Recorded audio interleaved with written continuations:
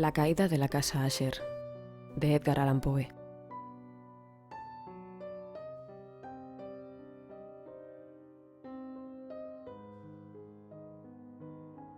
No sé cómo fue, pero a la primera mirada que eché al edificio, un sentimiento de insoportable tristeza invadió mi espíritu.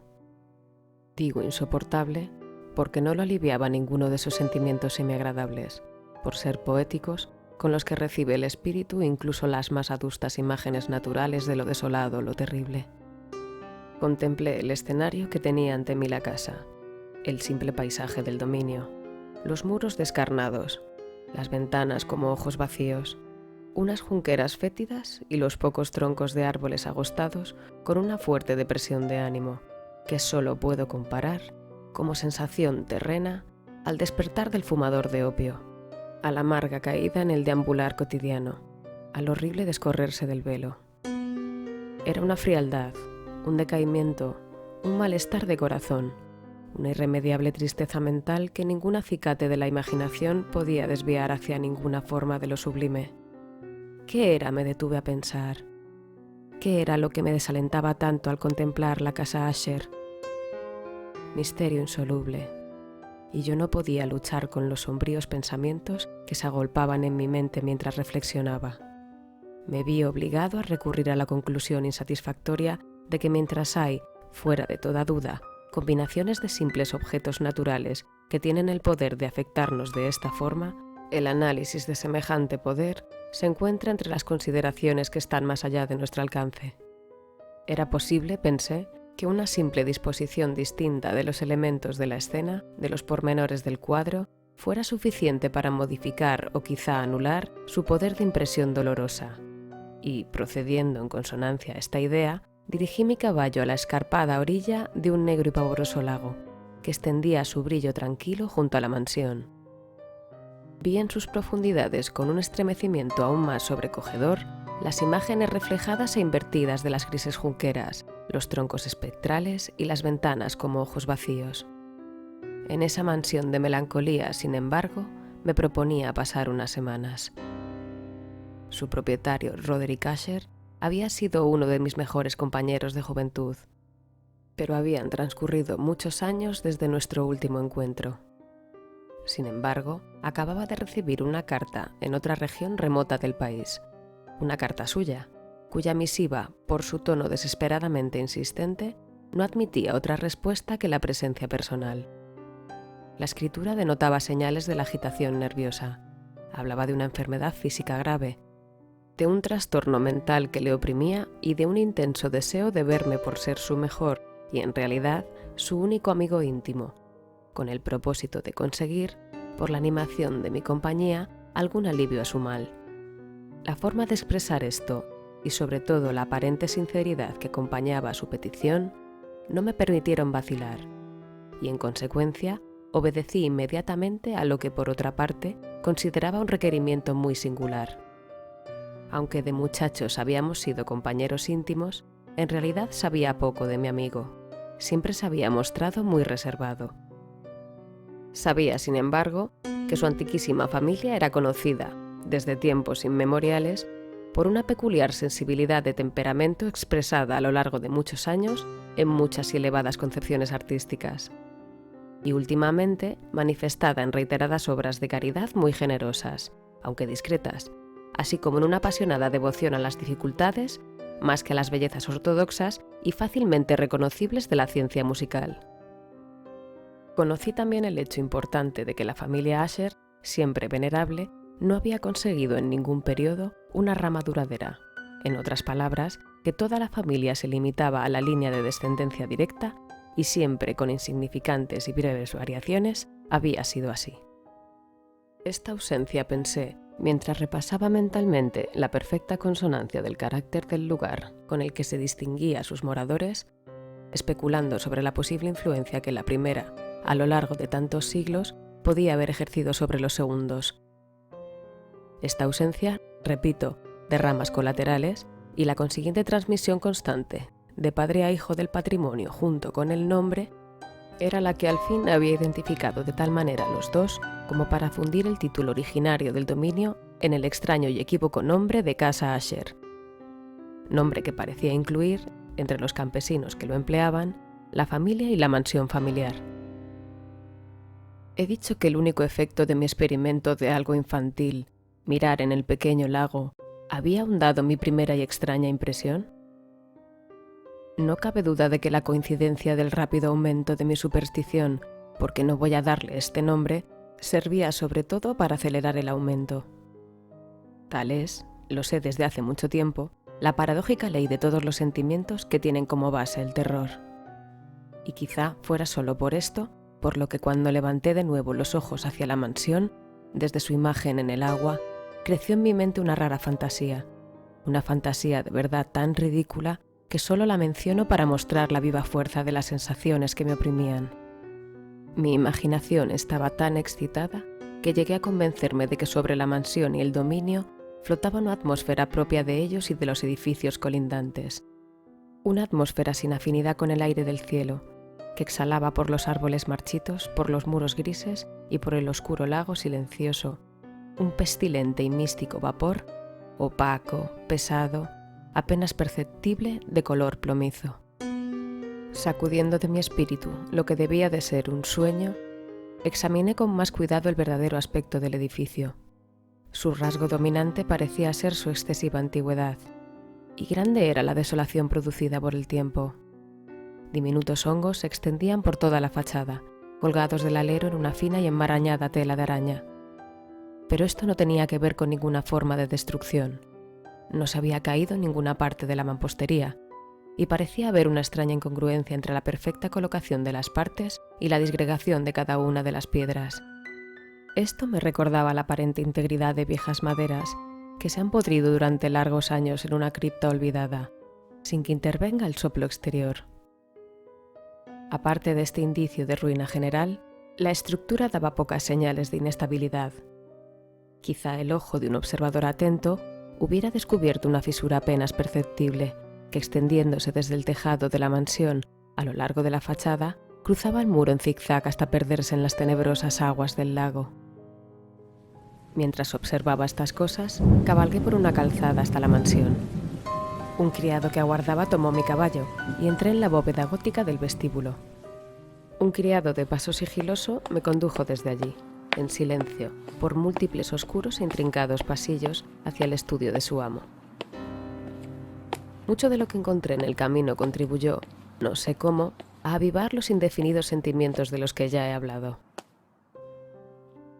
Los artesonados de los techos, los sombríos tapices de las paredes, los suelos de negro ébano y los fantasmagóricos trofeos heráldicos que rechinaban al pasar. Eran cosas, o parecían, a las que estaba acostumbrado desde niño, pero no pensaba en lo familiar que me resultaba todo esto. Estaba asombrado de las insólitas fantasías que esas imágenes producían en mí. En una de las escaleras me tropecé con el médico de la familia. La expresión de su rostro, pensé, era una mezcla de insidiosa astucia y de perplejidad. Me saludó con ansiedad nerviosa y siguió su camino. Luego el criado abrió una puerta y me dejó en presencia de su amo. La habitación donde me encontraba era muy amplia y alta. Las altas ventanas, estrechas y puntiagudas, quedaban a tanta distancia del suelo de negro roble que eran completamente inaccesibles desde el interior. Débiles rayos de luz teñida de carmesí atravesaban los cristales enrejados y servían para distinguir suficientemente los principales objetos a mi alrededor. Los ojos, sin embargo, luchaban en vano para alcanzar los rincones más apartados de la cámara, o los huecos del techo abovedado y ornado con relieves. Oscuros tapices cubrían las paredes. El mobiliario era profuso, incómodo, anticuado y destartalado. Había muchos libros e instrumentos musicales en desorden, que no conseguían dar vida a la escena. Sentí que se respiraba una atmósfera de dolor. Un aire de dura, profunda, irremediable melancolía lo envolvía y lo penetraba todo. A mi llegada, Asher se incorporó en un sofá donde estaba tendido cuán largo era, y me saludó con una calurosa vivacidad que tenía mucho, pensé al principio, de exagerada cordialidad, de obligado esfuerzo de un hombre de mundo aburrido. Sin embargo, una mirada a su rostro me convenció de su total sinceridad. Nos sentamos y durante unos instantes mientras no hablaba, lo observé con un sentimiento en parte de compasión, en parte de espanto. Posiblemente ningún hombre había cambiado tan terriblemente en tan poco tiempo como Roderick Usher. A duras penas, pude admitir la identidad del cadavérico ser que tenía ante mí con la del compañero de juventud. Sin embargo, el carácter de su cara había sido siempre extraordinario. La tez cadavérica, los ojos grandes, líquidos e incomparablemente luminosos. Los labios, algo finos y muy pálidos, pero de una curvatura insuperablemente hermosa. La nariz, de delicado tipo hebreo, pero con aletas amplias, más abiertas de lo que era normal. La barbilla, finamente moldeada, reveladora, en su falta de prominencia, de una escasa energía moral. Los cabellos más finos y ralos que una tela de araña. Estos rasgos y el excesivo desarrollo de la zona frontal constituían una fisonomía muy difícil de olvidar. Y ahora, la simple exageración del carácter predominante de estas facciones y de su expresión habitual revelaban un cambio tan grande que llegué a dudar de la persona con la que estaba hablando. La palidez espectral de la piel y el brillo milagroso de los ojos destacaron sobre todo lo demás, e incluso me aterraron. El fino cabello, además, había crecido descuidadamente, y como en su desordenada textura de telaraña, flotaba en lugar de caer a los lados de la cara. Me era imposible, incluso haciendo un esfuerzo, relacionar su enmarañada apariencia con una idea de simple humanidad. En el comportamiento de mi amigo me impresionó encontrar incoherencia, y pronto descubrí que era motivado por una serie de débiles e inútiles esfuerzos por sobreponerse a una habitual ansiedad y a una excesiva agitación nerviosa. En realidad, ya estaba preparado para algo de esa naturaleza, no menos por su carta que por sus reminiscencias de ciertos rasgos juveniles y por las conclusiones que deduje de su peculiar conformación física y de su temperamento. Sus gestos eran alternativamente vivaces y lentos. Su voz pasaba rápidamente de una indecisión trémula, cuando su espíritu vital parecía totalmente en suspenso, a esa clase de concisión enérgica, a esa manera de hablar abrupta, pesada, lenta y hueca, a esa pronunciación gutural, densa, equilibrada y perfectamente modulada, que se puede observar en el borracho perdido o en el incorregible fumador de opio en los periodos de mayor excitación. Y así me habló del objeto de mi visita, de su sincero deseo de verme y del consuelo que esperaba recibir. Abordó con bastantes detalles la naturaleza de su enfermedad. Era, dijo, un mal constitucional y familiar, para el cual desesperaba de encontrar un remedio. Una simple afección nerviosa, añadió inmediatamente, que sin duda pasaría pronto. Se manifestaba en una multitud de sensaciones anormales. Algunas de estas, cuando las detalló, me interesaron y me confundieron, aunque quizás influyeran los términos que empleó y el estilo general de su relato. Sufría él mucho de una agudeza morbosa de los sentidos. Apenas soportaba los alimentos insípidos. Solo podía vestir ropa de cierta textura. Los olores de todas las flores le resultaban opresivos, y hasta la luz más débil torturaba sus ojos. Solo pocos sonidos peculiares, y estos de instrumentos de cuerda, no le inspiraban horror. Vi que era un esclavo sometido a una suerte anormal de terror. «Moriré», dijo. «Tengo que morir de esta deplorable locura. Así y no de otra manera me perderé. Temo los acontecimientos del futuro y no por sí mismos, sino por sus resultados. Tiemblo cuando pienso en un incidente, incluso el más trivial, que puede actuar sobre esta intolerable agitación. No aborrezco el peligro, a no ser por su efecto absoluto, el terror. En este desaliento En este lamentable estado, siento que más tarde o más temprano llegará el momento en que tenga que abandonar vida y razón a la vez. En alguna lucha con el siniestro fantasma, el miedo. Me di cuenta, además, por los intervalos y por las insinuaciones interrumpidas y equívocas, de otro extraño rasgo de su estado mental.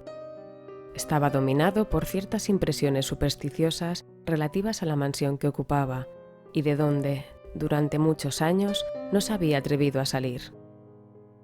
Supersticiones relativas a una influencia cuya supuesta energía describió en términos demasiado sombríos para repetirlos aquí.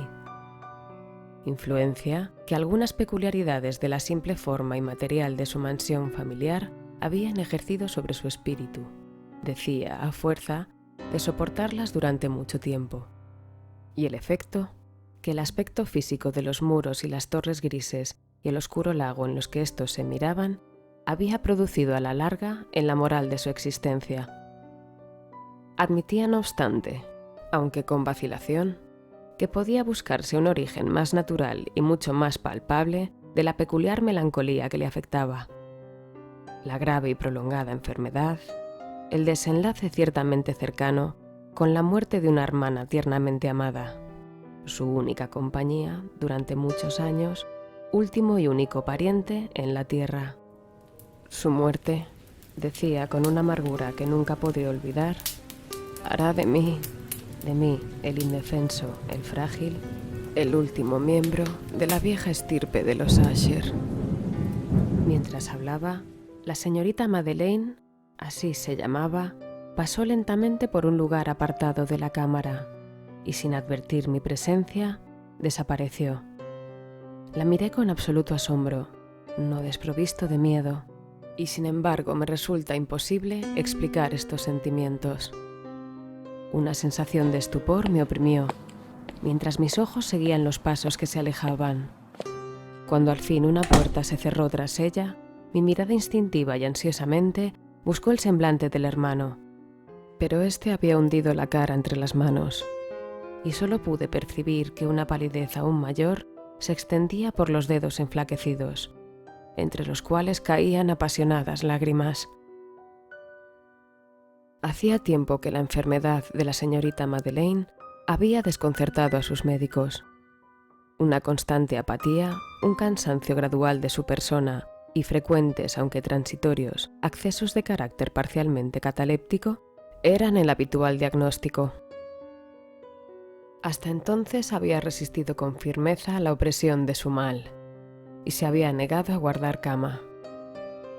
Pero a la caída de la tarde de mi llegada a la casa, se rindió, como me contó su hermano esa noche con inexpresable agitación, al aplastante poder destructor, y supe que la rápida visión que había tenido de su persona probablemente sería la última, ya que nunca más volvería a ver a la dama, por lo menos en vida.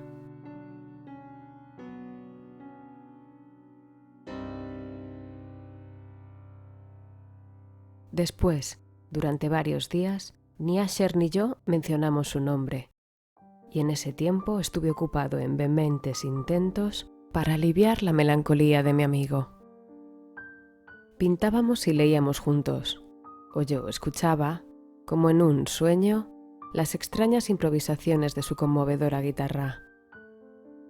Y así, mientras una intimidad cada vez más estrecha me introducía sin reservas en lo más recóndito de su alma, iba adquiriendo con amargura la inutilidad de todo intento por alegrar un espíritu, cuya oscuridad, como una cualidad positiva, inherente, se derramaba sobre todos los objetos del universo físico y moral en una incesante irradiación de melancolía. Siempre guardaré en la memoria las muchas horas solemnes que pasé a solas con el dueño de la casa Asher. Sin embargo, no conseguiré comunicar una idea del carácter exacto de los estudios o las ocupaciones en las cuales me envolvía o cuyo camino me enseñaba. Una idealidad excitada, enfermiza, arrojaba un resplandor sulfúreo sobre todas las cosas. Sus largos e improvisados cantos fúnebres resonarán eternamente en mis oídos. Entre otras cosas, conservo dolorosamente en la memoria cierta rara perversión y amplificación del extraño aire del último vals de von Weber. De las pinturas que nutría su laboriosa fantasía, cuya vaguedad crecía en cada pincelada, vaguedad que me producía un estremecimiento tanto más penetrante cuanto que ignoraba su causa. De estas pinturas, aún tengo sus imágenes nítidas ante mí, sería inútil que intentase presentar algo más que la pequeña porción comprendida entre los límites de simples palabras escritas. Por la absoluta sencillez, por la desnudez de sus diseños, atraían la atención y la subyugaban. Si alguna vez un mortal pintó una idea, ese fue Roderick Usher. Para mí, al menos, en las circunstancias que entonces me rodeaban, surgía de las puras abstracciones que el hipocondríaco lograba plasmar en el lienzo una intensidad de intolerable espanto, cuya sombra nunca he sentido ni siquiera contemplando las fantasías de Fuseli, muy brillantes pero demasiado concretas.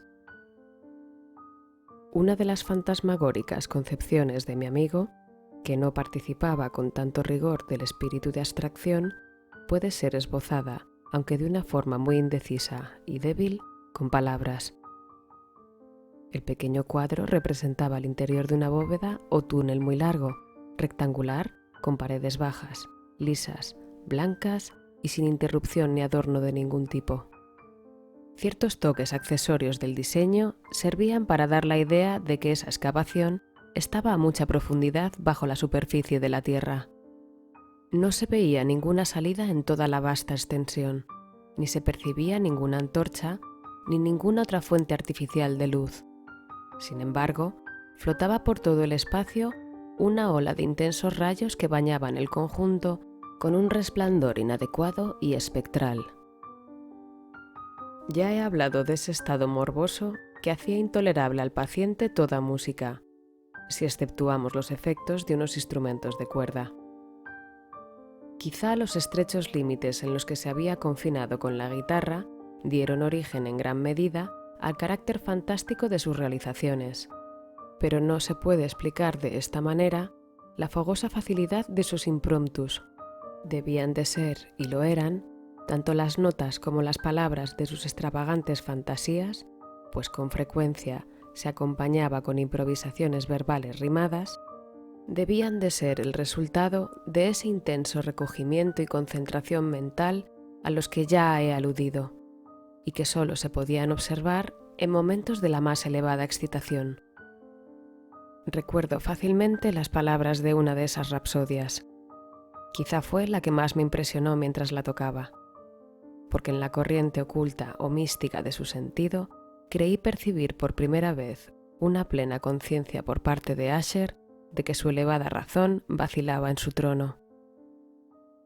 Los versos que tituló El Palacio Encantado decían poco más o menos así: En el más verde de los valles, que habitan ángeles benéficos, erguíase un palacio lleno de majestad y hermosura. Dominio del rey Pensamiento, allí se alzaba, y nunca un serafín batió sus alas sobre cosa tan bella. Amarillos pendones sobre el techo flotaban, áureos y gloriosos. Todo eso fue hace mucho, en los más viejos tiempos. Y con la brisa que jugaba en tan gozosos días, por las almenas se expandía una fragancia alada. Y los que erraban en el valle, por dos ventanas luminosas, a los espíritus veían danzar al ritmo de laúdes, en torno al trono donde, envuelto en merecida pompa, sentábase el señor del reino. Y de rubíes y de perlas era la puerta de palacio, en donde como un río fluían centelleando los ecos de gentil tarea, la de cantar con altas voces el genio y el ingenio de su rey soberano. Mas criaturas malignas invadieron, vestidas de tristeza, aquel dominio, y en torno del palacio, la hermosura que antaño florecía entre rubores es sólo una olvidada historia sepulta en viejos tiempos. Y los viajeros desde el valle, por las ventanas ahora rojas, ven vastas formas que se mueven en fantasmales discordancias, mientras, cual espectral torrente, por la pálida puerta, sale una horrenda multitud que ríe, pues la sonrisa ha muerto. Recuerdo bien que las sugestiones nacidas de esta balada nos llevaron a una serie de pensamientos entre los que resaltó una opinión de Asher que menciono no por su novedad, pues otros hombres han pensado así, sino para explicar la obstinación con que la defendió. Esta opinión, de forma general, trataba de la sensibilidad de todos los vegetales. Pero, en su trastornada fantasía, la idea había cobrado un carácter más atrevido e invadía, bajo ciertas condiciones, el reino de lo inorgánico. Me faltan las palabras para expresar todo el alcance o el vehemente abandono de su persuasión. La creencia, sin embargo, se relacionaba, como he insinuado previamente, con las grises piedras de la casa de sus antepasados. Las condiciones de la sensibilidad habían sido satisfechas, imaginaba él, por el método de colocación de esas piedras, por el orden de su disposición, por los muchos hongos que las cubrían y por los marchitos árboles que las rodeaban, pero sobre todo por la duración inalterada de este orden y por su duplicación en las quietas aguas del lago. Su evidencia, la evidencia de esta sensibilidad, podía comprobarse, dijo, y me sobresalté al oírlo, en la lenta pero segura condensación de una atmósfera propia en torno a las aguas y a los muros. El resultado podía descubrirse, añadió, en esa influencia silenciosa, aunque insistente y terrible, que durante siglos había moldeado los destinos de su familia, haciendo de él eso que yo ahora estaba viendo, eso que él era. Estas opiniones no precisan comentario, y no haré ninguno. Nuestros libros, los libros que durante años constituyeron no pequeña parte de la existencia mental del enfermo, estaban, como puede suponerse, en estricta armonía con este carácter fantasmal. Leíamos con atención obras tales como Berbert et Chartres, de Gresset, Belflegor, de Maquiavelo, Del cielo y el infierno, de Swedenborg, El viaje al interior de la tierra, de Nicholas Klim, de Holberg, Quiromancia, de Robert Flood, de Jean d'Indaginé y de La Chambre, El viaje a la distancia azul, de Zick, y La ciudad del sol, de Campanella. Nuestro libro favorito era un pequeño volumen en octavo del Directorium Inquisitorum, del dominico Eymeric de Gironde, y había paisajes, de Pomponius Mela, sobre los viejos sátiros africanos y egipanes con los que Asher pasaba largas horas soñando. Pero encontraba su principal gozo en la lectura de un curioso y sumamente raro libro gótico en cuarto, el manual de una iglesia olvidada, Las Vigiliae Mortuorum Secundum Corum Ecclesiae Maguntinae, Vigilias de los muertos según el coro de la iglesia maguncia. No podía yo dejar de pensar en los extraños ritos de esa obra y en su probable influencia sobre el hipocondríaco, cuando una noche, tras informarme de repente de que la señorita Madeleine había dejado de existir, declaró su intención de preservar su cadáver durante 15 días, antes de su definitivo entierro, en una de las numerosas criptas dentro de la mansión. El motivo humano que alegó para justificar este singular proceder no me dejó libertad para discutir. El hermano había llegado a esta decisión, según me dijo, tras considerar el carácter insólito de la enfermedad de la fallecida, unas inoportunas y ansiosas investigaciones de sus médicos y la lejana y expuesta situación del cementerio familiar. No negaré que, cuando recordé el siniestro aspecto de la persona con quien me crucé en la escalera el día de mi llegada a la casa, no tuve ningún deseo de oponerme a lo que consideré una precaución inofensiva y de ninguna forma extraña. A petición de Asher, le ayudé personalmente en los preparativos de la sepultura temporal. Puesto ya el ataúd, los dos solos lo trasladamos a su lugar de descanso. La cripta donde lo depositamos llevaba tanto tiempo sin abrir que nuestras antorchas casi se apagaron por la opresiva atmósfera, dándonos pocas oportunidades de examinarla. La cripta era pequeña, húmeda y desprovista de cualquier fuente de luz. Estaba a gran profundidad, justo bajo la parte de la casa que ocupaba mi dormitorio. Al parecer, había sido utilizada en remotos tiempos feudales con el siniestro uso de mazmorra y en días más recientes como almacén de pólvora o de alguna otra sustancia altamente combustible, pues una parte del suelo y todo el interior de un largo pasillo abovedado por donde pasamos para llegar allí estaban cuidadosamente revestidos de cobre. La puerta de hierro macizo también estaba protegida con ese metal. Su enorme peso, al moverse sobre los goznes, producía un chirrido agudo e insólito. Después de dejar nuestra fúnebre carga sobre caballetes en ese lugar de horror, retiramos parcialmente a un lado la tapa aún suelta del ataúd y contemplamos la cara de la muerta. Un asombroso parecido entre el hermano y la hermana fue lo primero que llamó mi atención, y Asher, adivinando quizá mis pensamientos, murmuró unas palabras por las que supe que la difunta y él eran gemelos, y que entre ambos siempre había habido simpatías casi inexplicables. Pero nuestros ojos no se detuvieron mucho tiempo con la muerta, pues no podíamos contemplarla sin miedo.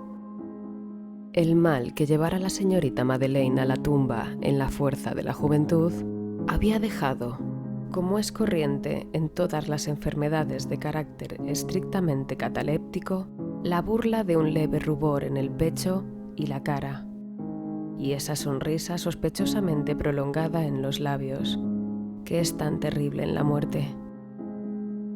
Volvimos la tapa a su sitio, la atornillamos y cerrando bien la puerta de hierro, regresamos cansados a los aposentos algo menos lúgubres de la parte superior de la casa.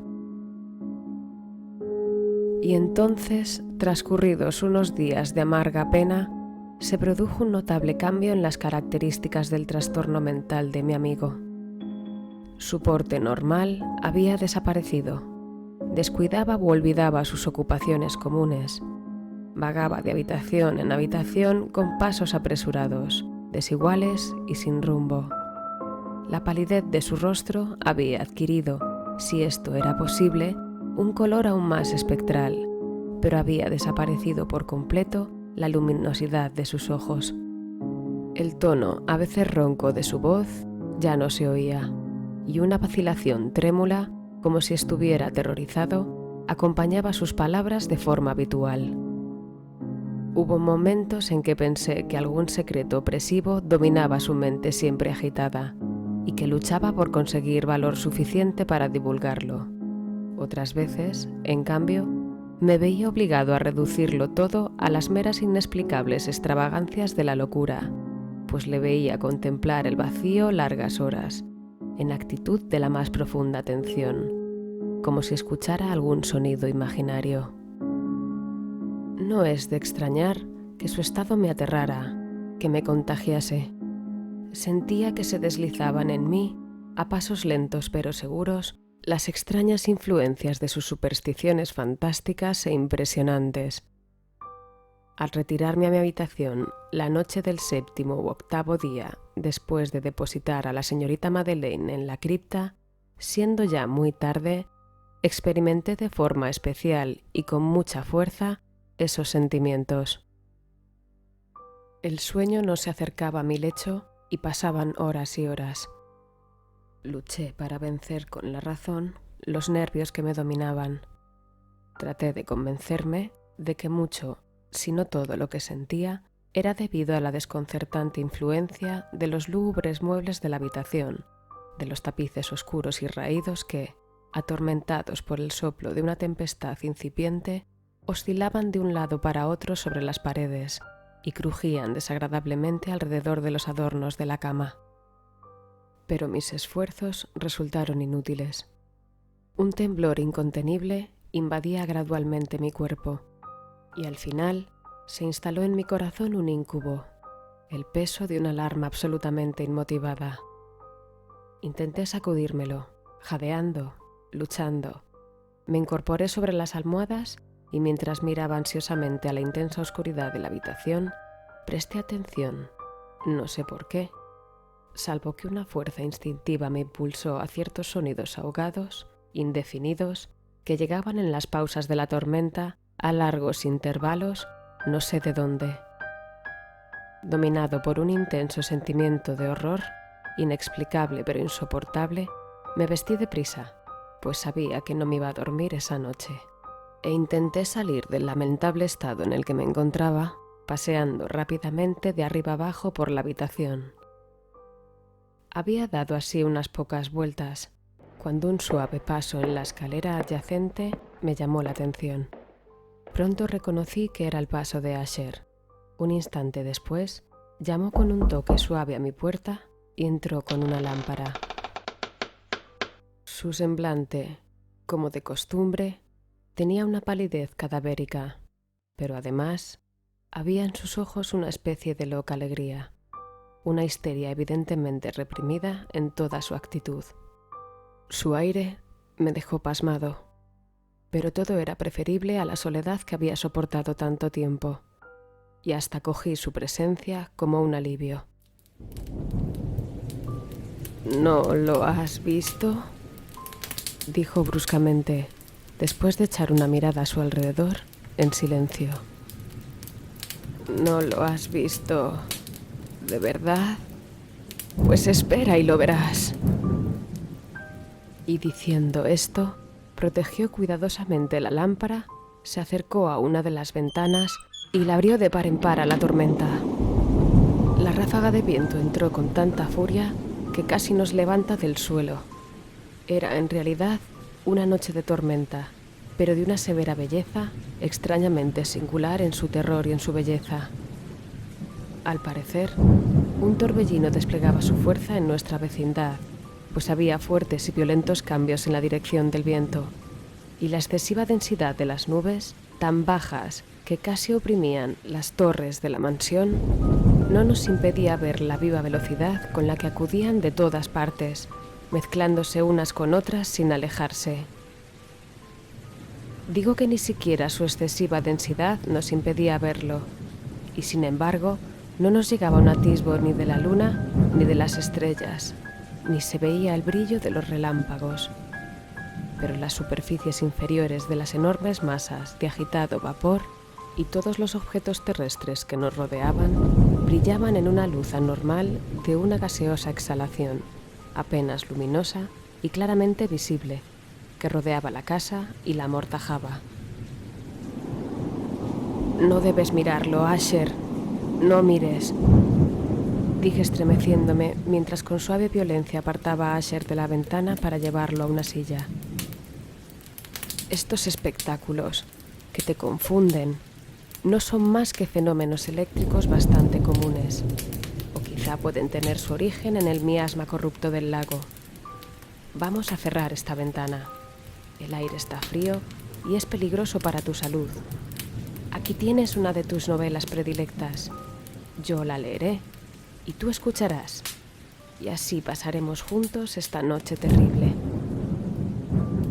El antiguo volumen que había cogido era Mad Trist, Locura en 3 fases, de Sir Lancelot Canning, pero lo había calificado de libro favorito de Asher más por triste broma que en serio, pues en realidad hay poco en su verbosidad tosca y falta de imaginación que pudiera interesar a la elevada e ideal espiritualidad de mi amigo. Era el único libro que tenía a mano, y alimenté una vaga esperanza de que la excitación que en ese momento agitaba al hipocondríaco pudiera encontrar un alivio, pues la historia de los trastornos mentales está llena de estas anomalías, aun en las extremas locuras que iba a leerle. De haber juzgado, en realidad, la actitud exageradamente tensa y vivaz con que escuchaba, o parecía escuchar las palabras del relato, podría haberme felicitado por el éxito de mi idea. Había llegado a esa parte bien conocida de la historia cuando Ethelred, el héroe de Trist, después de sus vanos intentos de meterse por las buenas en la morada del eremita, intenta entrar por la fuerza. Ahí, como se recordará, las palabras de la narración son las siguientes.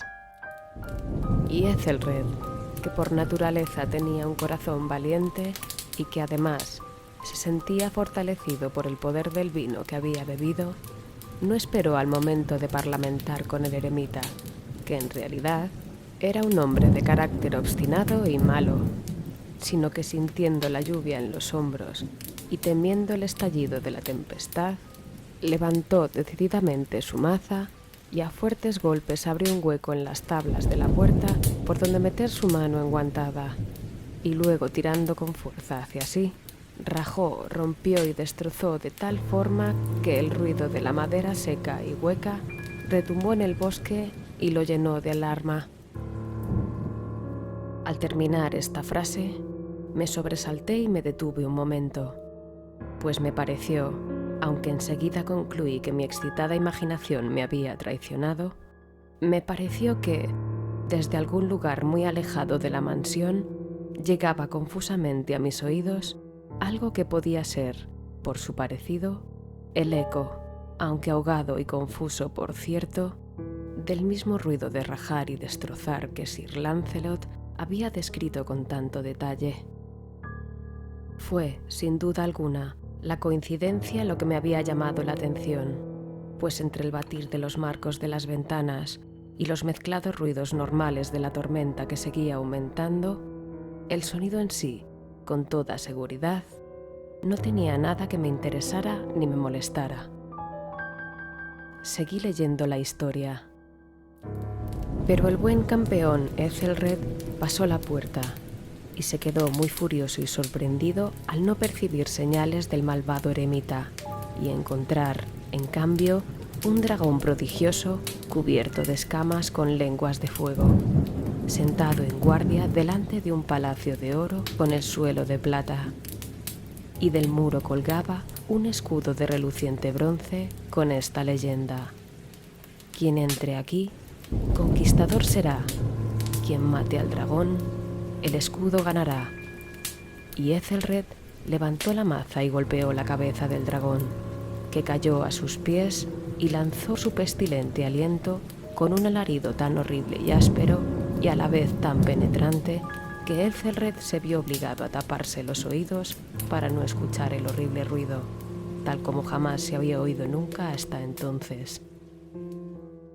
Aquí me detuve otra vez bruscamente, y ahora con un sentimiento de violento asombro, pues no podía dudar de que en esta ocasión había oído de verdad, aunque me resultaba imposible decir de qué dirección procedía, un grito insólito, un sonido chirriante, sofocado y aparentemente lejano, pero áspero prolongado, la exacta réplica de lo que mi imaginación atribuyera al extranatural alarido del dragón, tal y como lo describía el novelista. Oprimido, como sin duda lo estaba desde la segunda y más extraordinaria coincidencia, por 1000 sensaciones contradictorias en las que predominaban el asombro y el pánico, conservé, sin embargo, la suficiente presencia de ánimo como para no excitar con ninguna observación la sensibilidad nerviosa de mi compañero. No estaba seguro de que hubiera advertido tales sonidos, aunque en los últimos instantes se había producido una evidente y extraña alteración de su apariencia. Desde su posición frente a mí, había hecho girar poco a poco su silla, de forma que ahora estaba sentado mirando hacia la puerta de la habitación. Y por esto, solo en parte podía ver yo sus facciones, aunque percibía que le temblaban los labios, como si murmurara algo inaudible. Tenía la cabeza doblada sobre el pecho, pero supe que no estaba dormido porque vi que tenía los ojos muy abiertos y fijos cuando le miré de reojo. El movimiento del cuerpo contradecía también esta idea, pues se mecía de un lado a otro con un balanceo suave pero continuo y uniforme. Tras haber notado rápidamente todo esto, reanudé la lectura del relato de Sir Lancelot, que seguía así. Y entonces el campeón, después de escapar de la terrible furia del dragón, se acordó del escudo de bronce y del encantamiento roto, apartó el cadáver de su camino y avanzó con valor por el pavimento de plata del castillo hasta la pared donde colgaba el escudo, el cual, en realidad, no esperó su llegada, sino que cayó a sus pies sobre el suelo de plata con grandísimo y terrible fragor. Apenas había pronunciado estas palabras cuando, como si en realidad un escudo de bronce en ese momento hubiera caído con todo su peso sobre un piso de plata, percibí un eco claro, profundo, metálico y resonante, aunque aparentemente sofocado. Incapaz de dominar mis nervios, me puse de pie en un salto, pero el movimiento del balanceo rítmico de Asher no se interrumpió. Corrí apresuradamente hasta el sillón en el que estaba sentado. Sus ojos miraban fijamente hacia adelante y dominaba su persona una rigidez pétrea. Pero cuando posé mi mano sobre su hombro, un fuerte estremecimiento recorrió su cuerpo. Una sonrisa infeliz temblaba en sus labios y vi que hablaba con un murmullo bajo, rápido e incoherente, como si no advirtiera mi presencia. Inclinándome sobre él, muy cerca, bebí por fin el horrible significado de sus palabras. ¿No lo oyes? Sí, yo lo oigo y lo he oído. Mucho tiempo. Muchos minutos, muchas horas, muchos días lo he oído, pero no me atrevía. Ten lástima de mí, miserable desventurado. No me atrevía a hablar. La hemos encerrado viva en la tumba. ¿No dije que mis sentidos son agudos? Ahora te digo que oí sus primeros y débiles movimientos en el ataúd hueco. Los oí hace muchos días, pero no me atrevía a hablar. Y ahora, esta noche, Ethelred, la puerta rota del eremita y el grito de muerte del dragón y el estruendo del escudo. Y más bien, el ruido de su ataúd al rajarse, el chirriar de los goznes de hierro de su cárcel y sus luchas en el pasillo de cobre de la cripta. Oh, ¿dónde me esconderé? ¿No estará pronto aquí? ¿No se apresura a reprocharme mis prisas? ¿No he oído sus pasos en la escalera? ¿No distingo el pesado y horrible latido de su corazón? ¡Insensato! Y aquí, furioso, de un salto, se puso de pie y gritó estas palabras como si en ese esfuerzo entregara el alma. ¡Insensato! Te digo que está del otro lado de la puerta. Como si la energía sobrehumana de su voz tuviera el poder del hechizo, los enormes y antiguos batientes que Asher señalaba abrieron lentamente, en ese momento, sus pesadas mandíbulas de ébano. Era obra de la violenta ráfaga, pero allí, al otro lado de la puerta, estaba la alta y amortajada figura de la señorita Madeleine Asher. Había sangre en sus ropas blancas y huellas de un forcejeo en cada parte de su demacrado cuerpo. Por un instante, se mostró temblorosa, tambaleándose en el umbral. Luego, con un lamento sofocado, cayó pesadamente hacia adentro, sobre el cuerpo de su hermano, y en su violenta agonía final lo arrastró al suelo, muerto, víctima de los terrores que había anticipado. Huí horrorizado de aquella cámara, de aquella mansión. Fuera seguía la tormenta con toda su furia, cuando me encontré cruzando la vieja calzada. De repente surgió en el sendero una luz extraña y me volví para ver de dónde podía salir tan increíble brillo, pues la enorme casa y sus sombras quedaban solas detrás de mí. El resplandor venía de la luna llena, roja como la sangre, que brillaba ahora a través de aquella grieta apenas perceptible, como he descrito, que se extendía en zigzag desde el tejado de la casa hasta su base. Mientras la contemplaba, la grieta se iba ensanchando y al paso de un furioso soplo de torbellino, todo el disco de la luna estalló entonces ante mis ojos y mi espíritu vaciló al ver que se desplomaban los pesados muros, y hubo un largo y tumultuoso clamor, como la voz de 1000 torrentes, y a mis pies se cerró, sombrío y silencioso, el profundo y corrompido lago sobre los restos de la casa Asher.